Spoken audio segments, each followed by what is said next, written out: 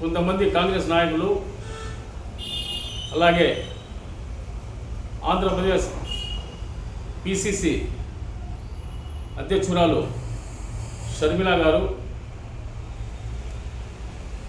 YSR Congress party పైన మాజీ ముఖ్యమంత్రి జగన్మోహన్ రెడ్డి గారి పైన ఏదేదో మాట్లాడుతున్నారు. ఈ కాంగ్రెస్ పార్టీ మర్చిపోయింది, ఆంధ్రప్రదేశ్లో కూటమి ప్రభుత్వం అధికారంలో ఉంది, వైఎస్ఆర్ కాంగ్రెస్ పార్టీ అధికారంలో లేదు. వైఎస్ఆర్ కాంగ్రెస్ పార్టీ 2019 నుంచి 24 వరకు అధికారంలో ఉండేది వాస్తవం. మీరు మర్చిపోయినారు. అది మీరు ప్రతిపక్షానికే ప్రతిపక్ష హోదా నిర్వహిస్తున్నారు. మీరు కూటమి గురించి మీరు మాట్లాడడం లేదు, అధికారంలో ఉండే కూటమి గురించి మీరు మాట్లాడరు. కేవలం జగన్మోహన్ రెడ్డి గారిపైన మీరు మాట్లాడుతూ ఉంటారు ఎప్పుడు. నాకైతే అర్థం కావడం లేదు. మన నాయకుడు ఏమన్నాడు, ఓట్ చోరీ దాని గురించి రాహుల్ గాంధీ గారు స్పందించారు. చాలా చోట్ల రాష్ట్రాలు తిరుగుతున్నారు, చేస్తున్నారు, మంచిదే. ఆంధ్రప్రదేశ్ గురించి ఒక్కసారైనా ఆయన మాట్లాడడం జరిగిందా? ఆంధ్రప్రదేశ్ పేరు ఎత్తాడు ఆయన. దాన్ని మేమేమనుకున్నాం మేము. మరొక విషయం, మీరు అంటున్నారు రాహుల్ గాంధీ గారు చాలా పోరాటం చేస్తున్నారు. ఎస్, దానికి మేము కూడా ఒప్పుకుంటాం. ఆయన తిరుగుతున్నాడు, చేస్తున్నాడు, మంచిదే. కానీ ఆంధ్రప్రదేశ్ గురించి ఏ రోజు కూడా ఆయన చెప్పలేదు. అంటే ఎందుకు చెప్పలేదంటే, ఉదాహరణకు నేను చెప్తా. గతంలో కాంగ్రెస్ పార్టీ ఉమ్మడి ఆంధ్రప్రదేశ్లో అధికారంలో ఉన్నప్పుడు కిరణ్ కుమార్ రెడ్డి గారు ముఖ్యమంత్రిగా ఉన్నారు. అప్పుడు కాంగ్రెస్ పార్టీకి 19 మంది ఎమ్మెల్యేలు రాజీనామా చేసి మాజీ ముఖ్యమంత్రి జగన్మోహన్ రెడ్డి గారి వెంట నడవడం జరిగింది. అక్కడ ఉప ఎన్నికలు వచ్చాయి. 16 మంది వైఎస్ఆర్ కాంగ్రెస్ పార్టీ నుంచి గెలిచారు, 3 కాంగ్రెస్ పార్టీ నుంచి గెలిచారు. మా ఎమ్మెల్యేలు కాంగ్రెస్ పార్టీ ప్రభుత్వం పైన నో కాన్ఫిడెన్స్ మోషన్ అసెంబ్లీలో పెట్టడం జరిగింది. అప్పుడు కాంగ్రెస్ పార్టీ మెజార్టీ లేదు. అప్పుడు ఎవరు కాపాడారు ఆ ప్రభుత్వానికి? తెలుగుదేశం పార్టీ కాపాడింది. కాంగ్రెస్ పార్టీకి ప్రభుత్వం పడిపోయే ప్రభుత్వానికి తెలుగుదేశం పార్టీ సపోర్ట్ ఇచ్చి నిలబెట్టింది. ఇది వాస్తవమా కాదా? దాని తర్వాత తెలంగాణలో అసెంబ్లీ ఎన్నికలు జరిగితే తెలుగుదేశం పార్టీ కాంగ్రెస్ పార్టీ పొత్తు పెట్టుకుని ఎన్నికల్లో పోలేదా? ఒకే వేదిక పైన రాహుల్ గాంధీ గారు, ముఖ్యమంత్రి నారా చంద్రబాబు నాయుడు గారు ఒకే వేదిక పైన పాలు పంచుకోలేదా? ఇవన్నీ ముందు నుంచి మీకు వాళ్లకు పరిచయాలు ఉన్నాయి. దానికి మా నాయకుడు చెప్పినాడు, హార్ట్ టచ్లో ఉన్నారు, వీళ్ళు మాట్లాడుతుంటారు ఇట్లా అని. దాన్ని మీరు ఒకవేళ అది అబద్ధమైతే రుజువు చేయండి. హాట్లైన్లో వాళ్ళు మాట్లాడలేదంటే మీరు దాన్ని రుజువు చేయండి. మరొక విషయం, ఈరోజు మీరు అంటున్నారు ఆంధ్రప్రదేశ్లో కూడా చాలా అవకతవకలు జరిగాయి ఎన్నికల్లో. ఎస్, మా నాయకులు సుబ్బారెడ్డి గారు, మిథున్ రెడ్డి గారు, రాజ్యసభ ఎంపీలు, పార్లమెంట్ ఎంపీలు ఢిల్లీలో ఎన్నికల కేంద్రానికి ఒక మెమరాండం సమర్పించడం జరిగింది. మా ఆంధ్రప్రదేశ్ రాష్ట్రంలో ఎన్నిక అయిన రోజు పోలింగ్ సరళి 62% జరిగిందని చెప్పడం జరిగింది.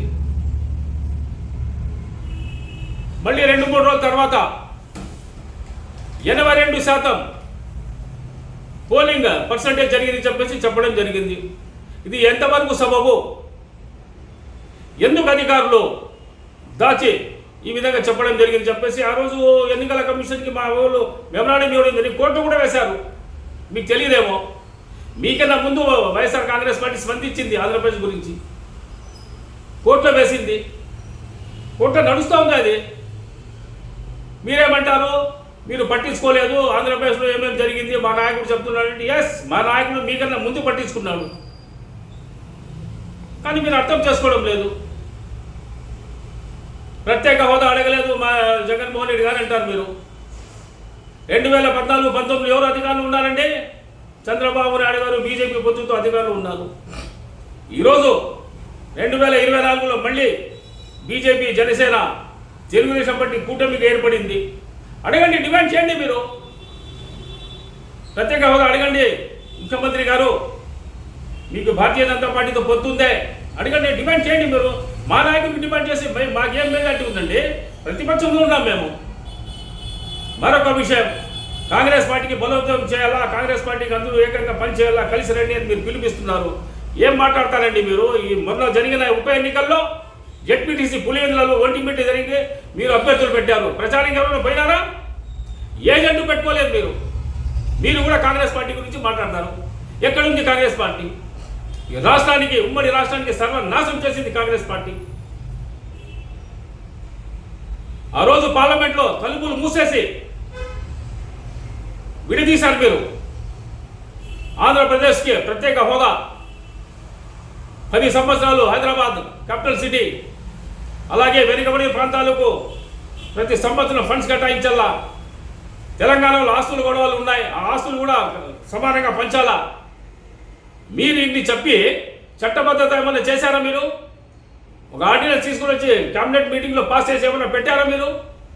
కేవలం ఓరల్గా చెప్పడం జరిగింది. ఇంతవరకు ఎవరు కూడా దానికి అమలు చేయడం లేదు. మరొక విషయం, భారతీయ జనతా పార్టీకి జగన్మోహన్ రెడ్డి గారు మద్దతు ఇచ్చారు. అప్పుడు అధికారం ఉన్నప్పుడు అన్నారు కొన్ని బిల్లులు మా పార్టీ సపోర్ట్ చేసేది వాస్తవం. కానీ ఆంధ్రప్రదేశ్ రాష్ట్ర, ఉమ్మడి ఆంధ్రప్రదేశ్ రాష్ట్రానికి రెండుగా చీల్చేదానికి మీకు యూపీఏ ప్రభుత్వానికి మెజార్టీ లేదు. అప్పుడు మీకు ఎవరు మద్దతుతో మీరు విడిదీశారు? భారతీయ జనతా పార్టీ మీకు మద్దతు ఇచ్చింది, పార్లమెంట్లో, రాజ్యసభలో మీకు మద్దతు ఇచ్చింది. వాళ్ళ మద్దతులో మీరు ఆంధ్రప్రదేశ్, ఉమ్మడి ఆంధ్రప్రదేశ్ రాష్ట్రానికి రెండుగా చీల్చారు మీరు. ఈరోజు ఆంధ్రప్రదేశ్లో హైదరాబాద్ అంత సిటీ ఏర్పడలేదు. దాదాపు 100 సంవత్సరాలైనా కూడా అంత పెద్ద సిటీ మేము ఆంధ్రప్రదేశ్లో చూడలేము. రెవెన్యూ వాళ్ళకే, ప్రతి ఒక్క ఆదాయం వాళ్ళకే ఏమి ఇచ్చారు మీకు? ఆంధ్రప్రదేశ్కి ఒక ఇల్లు లేదు, ఒక చెట్టు లేదు, డివైడ్ చేశారు. ఈ పాప ఊరికే పోదు, ప్రజలు మర్చిపోరు. మీకు ఆంధ్రప్రదేశ్లో కాంగ్రెస్ పార్టీ ఏ రోజు కూడా పుంజుకోదు. కాంగ్రెస్ పార్టీ చేసిన తప్పులు ప్రజలు క్షమించరు. చాలా అన్యాయం చేశారు మీరు ఆంధ్రప్రదేశ్కి.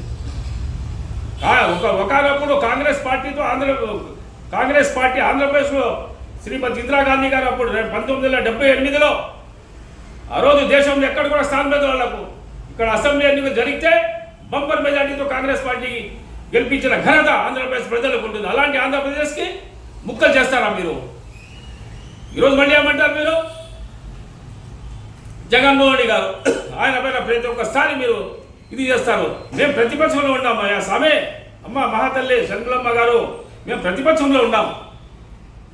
ఏమనంటే మీరు అధికార పార్టీలు విమర్శించండి, ప్రజా వ్యతిరేక పనులు ఏమైనా చేస్తే, అంతేగాని మా పైన ఎందుకు పడతారు మీరు? మా నాయకుడికి తెలుసు ఎప్పుడు ఏం చేయాలా. మరొక విషయం చెప్తున్నాను, ఏ రోజైతే మా జగన్మోహన్ రెడ్డి గారు కాంగ్రెస్ పార్టీ నుంచి వీడారో ఆ రోజు నుంచి ఈ రోజు వరకు ఏ ఒక్క రాజకీయ పార్టీతో పొత్తు పెట్టుకోలేదు. సొంతంగా పార్టీ పెట్టారు. పాదయాత్ర దాదాపు 3400 కిలోమీటర్లు పాదయాత్ర చేశారు. ప్రజల కష్టాల సుఖాలు చూశారు, ప్రజలకు అవసరాలు గుర్తించారు. ముఖ్యంగా మహిళలకు ఏం అవసరాలు గుర్తించి, విద్యార్థులకు, కార్మికులు, రైతులు గుర్తించి. మరొక విషయం చెప్తున్నాను, ఈ 5 సంవత్సరాల కాలంలో జగన్మోహన్ రెడ్డి గారు కేవలం మహిళల పేరుతో 2,77,870 కోట్లు ఇచ్చిన ఘనత జగన్మోహన్ రెడ్డి గారు దక్కుతుంది. అలాగే 31,000 ఒకేసారి హౌసింగ్ శాంక్షన్ చేసి పట్టాలు ఇచ్చిన ఘనత కూడా జగన్మోహన్ రెడ్డి గారు దక్కుతుంది. ఇవన్నీ మా నాయకుడు చేశాడు. ఎస్, ప్రజా తీర్పుగా శిరసా వహిస్తాం. ఎక్కడో లోపాలు జరిగినాయని చెప్పి మా నాయకుడే అన్నాడు. ఎక్కడో లోపాలు జరిగి వదిలేయండి, క్షేత్రస్థాయిలో పనిచేస్తాం, పార్టీకి డెవలప్ చేస్తాం, కార్యకర్తలకు అందుబాటులో ఉంటా. మా నాయకుడు ఓపెన్గా చెప్తున్నాడు. అంతేగాని మీరేందండి మా మీద పడిండేది? అధికారం మీరు ఉంటారు, వాళ్ళైనా పడండి, మీరు వాళ్ళ గురించి చెప్పండి మీరు. అంతేగాని మా పైన ఏంది ఇది నాకు అర్థం కావడం లేదు. మేము ఏమైనా అధికారంలో ఉన్నామా? అధికారం లేము మేము. ప్రతిపక్ష వాళ్ళు కొట్లాడేట్లు ఉంది. అధికార పక్షంతో మీరు కొట్లాడరు. మీరు ప్రతిపక్షంలో ఉన్నారు, ప్రతిపక్ష పార్టీతో మీకు పోటీ. ఇది ఎక్కడ న్యాయం అండి? ఈరోజు మరొక విషయం చెప్తున్నా నేను. కాంగ్రెస్ పార్టీ నాయకులు కూటమి ప్రభుత్వం పైన ఎప్పుడు ఏదైనా మాట్లాడతారా? మాట్లాడరు మీరు. అప్పుడు ప్రతి ఒక్కరికి అనుమానాలు వస్తాయి మీ పైన. ఈ ఢిల్లీ స్థాయి నాయకులకి ఇక్కడ కూటమి నాయకులకి ఏమన్నా పరిచయాలు ఉన్నాయేమో, దోస్తులు ఉన్నాయేమో. ఎందుకంటే గతంలో అసెంబ్లీ ఎన్నికల్లో పొత్తు పెట్టుకున్నారు. ఆ రోజు పార్లమెంట్లో ఆంధ్రప్రదేశ్ ఉమ్మడి ఆంధ్రప్రదేశ్కి 2గా చీల్చేప్పుడు బీజేపీతో పొత్తు సపోర్ట్ తీసుకొని మీరు 2గా చీల్చారు. ఇవన్నీ చరిత్ర. ఇది ఎవరు మర్చిపోలేరు. ప్రజలు సరైన సమయంలో సరైన సమాధానం ఇస్తారు. మొన్న ఎన్నికల్లో అసెంబ్లీ ఎన్నికల్లో నోటాకు వచ్చిన ఓటు కూడా మీకు రాలేదు. ఎందుకు ప్రజలు ఎందుకు మీకు మర్చిపోయినారు ప్రజలు? మీరు ఏం చేసినా కూడా ఆంధ్రప్రదేశ్లో మీరు పుంజుకోలేరు. ఇది వాస్తవం. నేను మరొకసారి మీడియా ద్వారా మీకు ఒకే విజ్ఞప్తి చేస్తున్నా. మీరు ఆలోచించి మాట్లాడండి. ఏమన్నా ఉంటే మీరు అధికార పార్టీ పైన మాట్లాడుకోండి, అంతేగాని మా నాయకుడి పైన దయచేసి మాట్లాడని చెప్పేసి మీడియా ద్వారా నేను కాంగ్రెస్ పార్టీ నాయకులకు తెలియజేస్తున్నా.